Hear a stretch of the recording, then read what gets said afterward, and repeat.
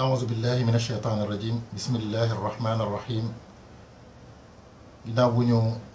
sante yàlla julli ci yonent bi sallallahu alayhi wa sallam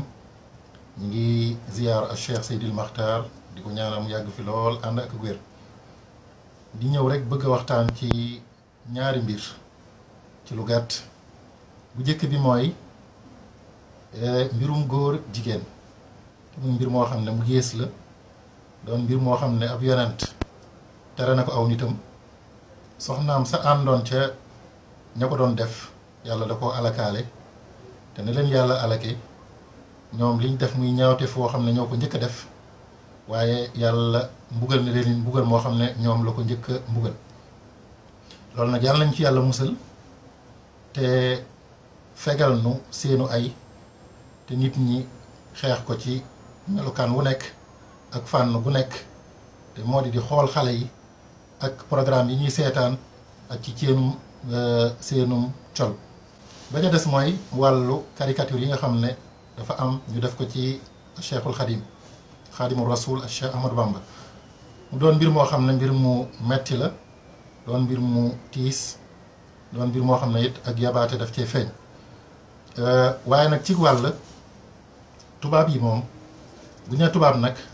liñ ci jublu mooy seen système ak la ñuy dundal ak la ñuy doxee képp koo xam ne ñi ngi koy tagg ñoom nañu wóor ne kooka nit ku bokk ak ñoom la bu ñuy wutum mbaax duñ ko wut ci ñooña waaye képp kuñ jàmmaar lool di la xas wala ñu lay teg ay tuuma dañuy xam ne kooka moo fi représenté ak mbaax li ci jiitu mooy yonent bi sallallahu alayhi wa sallam moom lañ njëkk a caricaturé ci diiru fukki at wala lu ko yées wala lu teg tuuti mu naqari ñëpp nit ñi jóg ci nañ ca war a jóge kon léegi bu ñu jekkee ba tey Jeune Afrique ñu caricaturé Cheikhul Khadim loola dana metti lool ci wàll waaye man ci sama wàllu bopp dama ci am fierté ndax lan ndax dañ may leer ne kon Cheikhul Khadim lim ne mooy xaadimu rasul loolu dañ koy mën a firndeel loolu dañ koy mën a nangu ginnaaw dal nañ ci kawub sangam kon bu ñëwee dalaat ci kawam dañuy mën a am yaakaar gën a rafet njort gën a itam a yeesal suñu jàpp ci moom ak la mu doon jàngale ñu xam ne kon moom yor na loo xam ne mi ngi sonal tubaab yi mi ngi sonal nit ñu bon ñi kon loola bu ñu ko caricaturé rek dañuy wan mbaaxuk Sëriñ Tuubaa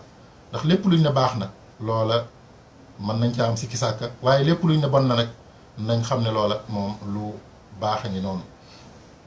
te liñ ci jublu bu ñu waxee ne kii lan moo tax mu sol robb bu ko tubaab yi defoon sax xëy na du ñu jaaxal waaye africain ni ñun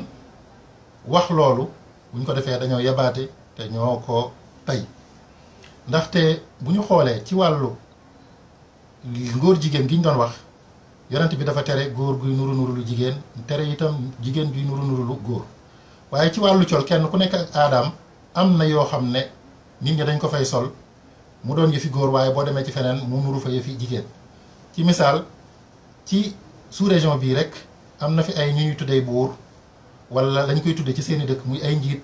ñooña dañuy woddu te koddaay ci biir suñu Sénégal gii jigéen a ko moom boo demee Asie da nga fa fekk ñoo xam ne dañuy woddu boo demee fu mel ni Màkka da nga fay dajeeg ñoo xam ne ay góor ñu woddu la ñuy doon te loola fa ñu dëkk loola la ñu moom kon fa ñu dëkk ñun fii muy xaftaan boobu sëriñ bi sol xaftaan bi yére góor la te africains yi xam nañ ñoom ñi ko def muy Jeune Afrique li loolu di wundu kon bu ñu waxee loolu dañoo bëgg a polémiquer wala ñu bëgg a indi ay coow waaye xam nañ ne loolu yére yi góor